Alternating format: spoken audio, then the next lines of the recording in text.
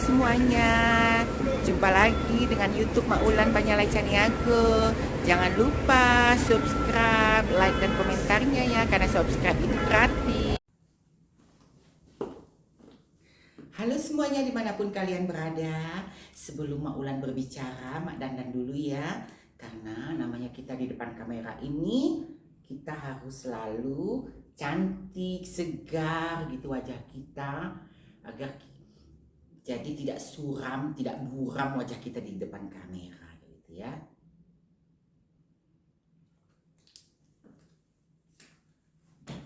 Oke semuanya dimanapun kalian berada, jumpa lagi dengan Maulan Banyalai Caniago di Paris, Prancis. Banyak di media sosial Maulan, yaitu di Instagram, di Facebook, di TikTok, di Twitter, menanyakan tentang kasus Nikita Mirzani kepada Maulan. Maulan menyikapi kasus Nikita Mirzani ini adalah kasus yang terlalu dipaksakan. Kenapa dibilang kasus ini terlalu dipaksakan? Karena kasus ini adalah tebang pilih. Ternyata rezim-rezim terdahulu yang berpengaruh dan masih mempunyai uang dan kekuasaan masih menindas orang yang tidak berdaya. Nikita Mirzani selalu difitnah bahwa dia punya dekengan, punya backingan. Nikita Mirzani setiap menghadapi masalah apapun, dia tidak pernah mengandalkan dekengan atau backingan. Dekengan dan backingan dia adalah pengacara yang dimintai pertolongan oleh Nikita Mirzani untuk membela Nikita Mirzani, seperti Bang Fahmi, atau juga seperti teman dekatnya itu Kak Fitri Salutero yang mendampingi dia, memberikan dia support, memberikan dia pengarahan, memberikan dia pencerahan agar dia selalu kuat dalam setiap masalah apapun juga.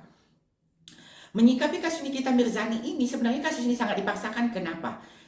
Kasus ini sebelum Nikita Mirzani memposting di instastorynya atau di media sosialnya, kasus ini telah ada dan kasus ini telah diberitakan dimanapun, di berita-berita manapun, dan bisa Anda cari di website atau di berita manapun bahwa berita ini telah tersebar bahwa si pelapor pernah melakukan kekerasan, melakukan penganiayaan, melakukan penyergapan kepada seseorang dan sudah dilaporkan ke Kapolres Jakarta Selatan. Sampai saat ini laporan itu tidak ada ditindaklanjutin oleh Kapolres Jakarta Selatan. Itu pun kita tidak tahu kenapa tidak bisa ditindaklanjuti. Apa karena si pelapor ini masih punya kekuasaan?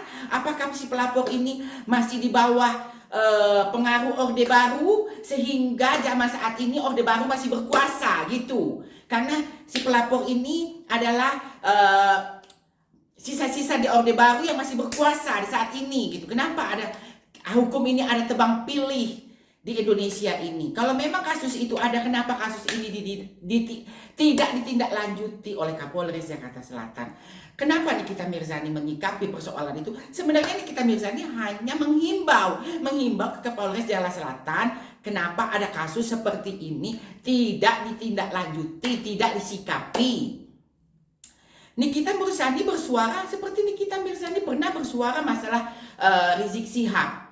Dia bersuara seperti apa yang terjadi, masalah problem yang ada di Indonesia. Itu yang dia komentari. Yang apa hal yang dianggap mencemarkan nama baik itu di mana? Itu yang saya tidak mengerti. Terus dianggap melanggar undang-undang ITE itu di mana? Sementara kan dia cuma menyikapi waktu berita itu telah keluar bahwa si pelapor ini beritanya telah keluar bahwa dia tidak melakukan pelanggaran HAM, menyekap, menyiksa seseorang yang bekerja dengan dia, disekap, dan itu pun sudah ada laporannya di Kapolres Jakarta dan itu berita sudah tersebar kemana-mana. Jadi saya tidak mengerti hukum di Indonesia ini seperti apa. Apakah hukum Indonesia akan selalu seperti ini? Selalu terbang pilih dalam menyikapi persoalan. Nikita Mirzani ditindak seperti seorang teroris, seorang teroris, seorang bandar narkoba, seorang korupsi besar gitu loh. Sehingga ditindak secara tidak bisa diceritakan bagaimana cara penangkapan Nikita Mirzani, bagaimana cara mereka menindak Nikita Mirzani seperti menangkap teroris yang sangat ditakuti negeri Indonesia ini. Itu yang saya tidak mengerti dengan aparat-aparat hukum di Indonesia ini. Saya tidak mengerti seperti apa sih hukum di Indonesia sebenarnya. Itu yang saya tidak mengerti. Jadi saya sebagai masyarakat Indonesia yang ada di luar negeri ini memohon kepada penegak hukum di Indonesia. Mohonlah menyikapi hukum itu seadil-adilnya. Jangan tebang pilih, jangan karena ada si pelapor ini masih punya kekuasaan, masih punya pengaruh, masih punya backingan yang kuat Indonesia dengan uang yang kuat sehingga menindas orang-orang yang lemah, orang-orang yang tidak berdaya. Mohon kepada Bapak Jokowi, juga kepada Bapak Luhut, kepada Bapak Mahfud MD sebagai Menko Polhukam, lihatlah hukum di Indonesia ini seperti apa. Cukup kita sekarang ini lagi dibingungkan oleh pengadilan Verdi Sambo dengan Putri Candrawati yang bagaimana bahwa pelecehan seksual itu sudah SP3, tapi di pengadilan tetap pelecehan seksual itu diangkat-angkat, dikeluarkan terus agar motif pembunuhan ini karena adanya pelecehan seksual. Padahal sebenarnya kalau kita lihat pelecehan seksual itu di mana ceritanya?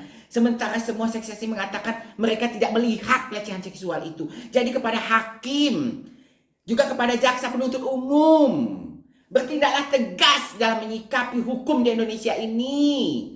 Jangan terlalu membuat masyarakat Indonesia ini menjadi bosan, menjadi tidak percaya dengan penegak hukum di Indonesia ini. Terima kasih banyak. Inilah komentar Mak Ulan di Paris. Mohon lebih dan kurangnya saya minta maaf atas apa yang saya utarakan, apa yang saya komentarin di podcast YouTube saya saat ini. Mohon maaf bila ada yang tidak berkenan dengan podcast ini. Mohon kiranya tidak perlu menonton, tapi yang berkenan dengan podcast YouTube Mak Ulan ini silahkan di subscribe dan juga like-nya serta komentarnya. Oke, terima kasih banyak untuk semuanya yang telah sudi menonton YouTube Mak Ulan Panjalai Caniago. Sampai jumpa lagi. Salam.